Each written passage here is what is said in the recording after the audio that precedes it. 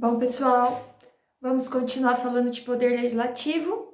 Já falamos do poder legislativo, a estrutura do poder legislativo, principalmente a estrutura do poder legislativo federal, que no âmbito federal nós temos duas casas, que as duas juntas compõem o Congresso Nacional, e em separado, uma se chama Câmara dos Deputados, outra se chama Senado Federal.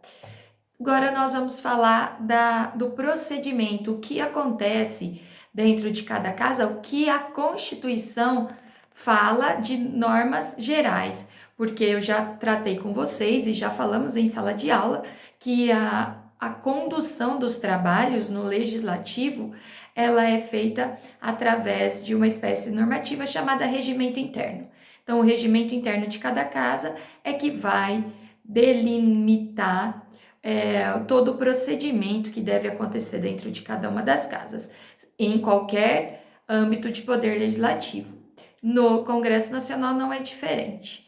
Então, a partir do artigo 57, nós temos a questão das reuniões nas casas, né? Reuniões no Congresso, quando acontece a reunião no Congresso e quando acontecem as reuniões em cada uma das casas. Então, nós temos ali, né, a partir do 57, nós começamos a falar disto, tá? Então, quais são as reuniões que nós temos no Congresso Nacional? Então, o artigo 57, ele diz assim: o Congresso Nacional reunir-se-á anualmente na capital federal de 2 de fevereiro a 17 de julho e 1º de agosto a 22 de dezembro. Esses são os períodos que obrigatoriamente o Congresso ele vai se reunir, né? E aí nós temos quais os períodos dessas reuniões dentro de cada regimento interno.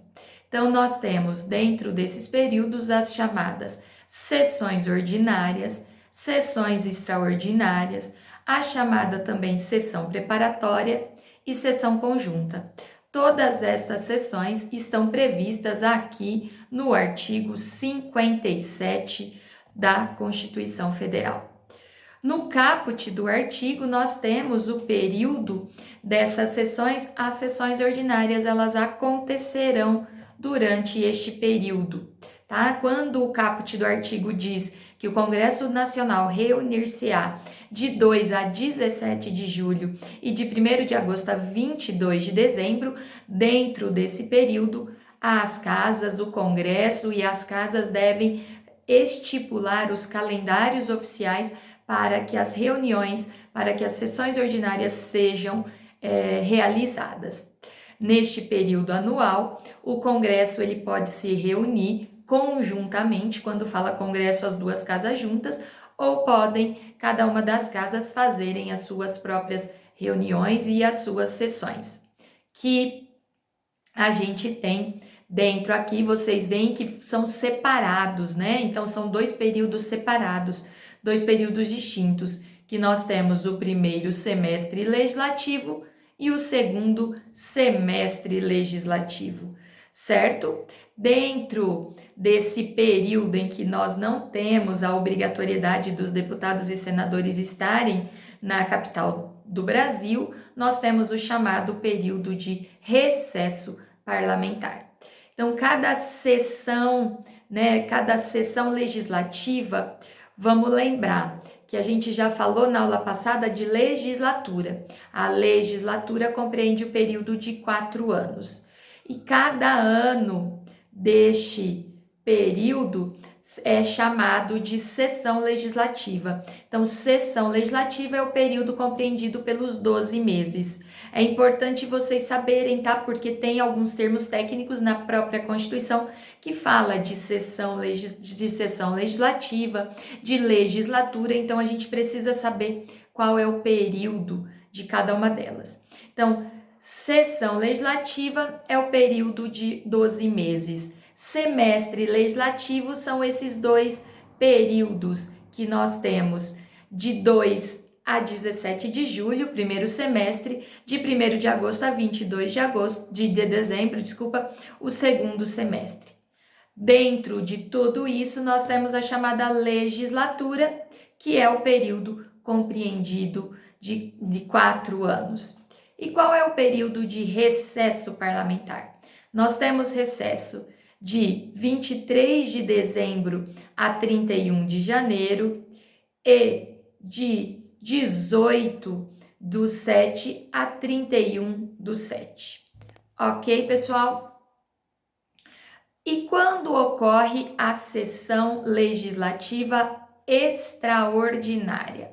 A sessão legislativa extraordinária é aquela que é convocada para um fim específico. É aquela que será feita nos períodos em que não haja sessão ordinária, para assuntos urgentes, assuntos importantes que não podem esperar a realização da próxima sessão ordinária. Elas podem ocorrer durante, como eu disse, os dias que não temos sessão ordinária, e elas também podem ocorrer no período de recesso parlamentar.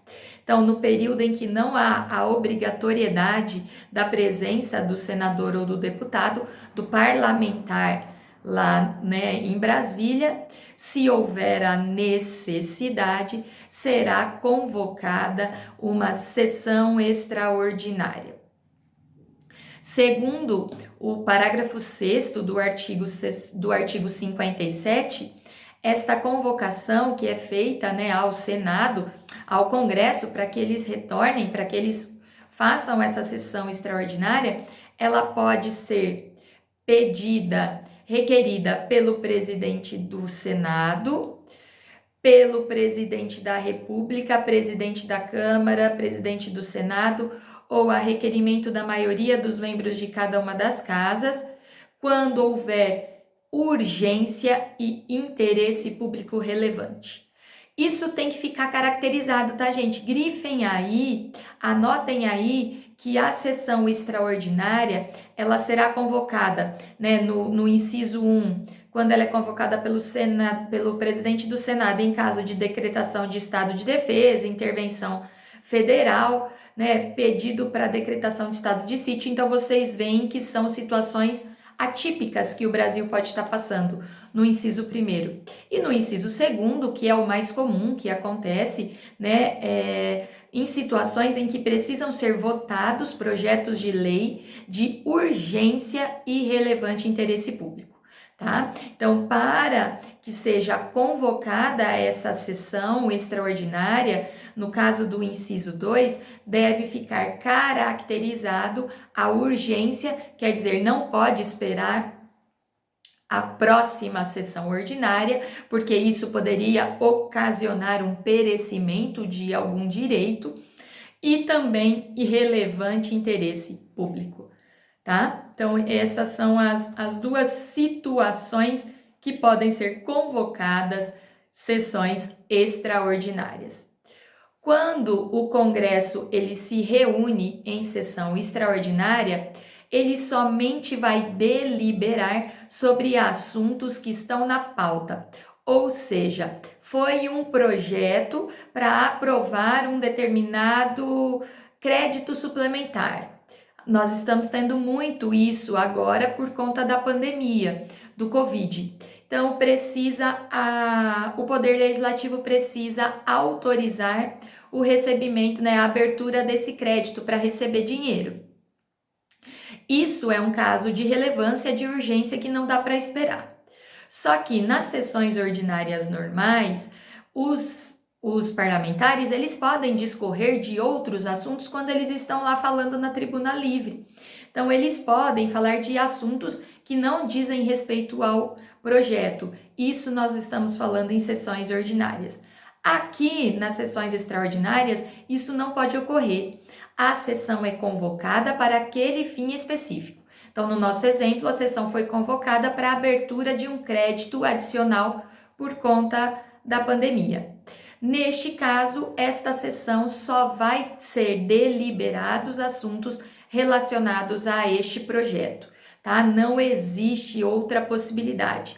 A única situação que pode ocorrer é se tiver medida provisória para ser aprovada, né, para ser analisada, para que não passe do prazo de vencimento dessa medida provisória, isso também pode acontecer, tá? Mas outras situações ou outros assuntos aleatórios ao projeto ou no caso da apreciação da medida provisória, quando houver a necessidade, só esses assuntos é que podem estar em pauta na sessão extraordinária. Até 2006, poderia ser paga uma parcela indenizatória para os deputados e senadores que se fariam presente em sessões extraordinárias. Isso foi mudado, tá? A partir de 2006, houve uma mudança, uma emenda constitucional que proíbe o pagamento de qualquer parcela indenizatória em caso de comparecimento em sessão extraordinária. Esta impossibilidade de pagar o parlamentar por sessão extraordinária se estende tanto aos deputados estaduais, distritais e também vereadores. Então, não é permitido ao Poder Legislativo pagar qualquer indenização, qualquer quantia para o parlamentar que comparece em sessão extraordinária.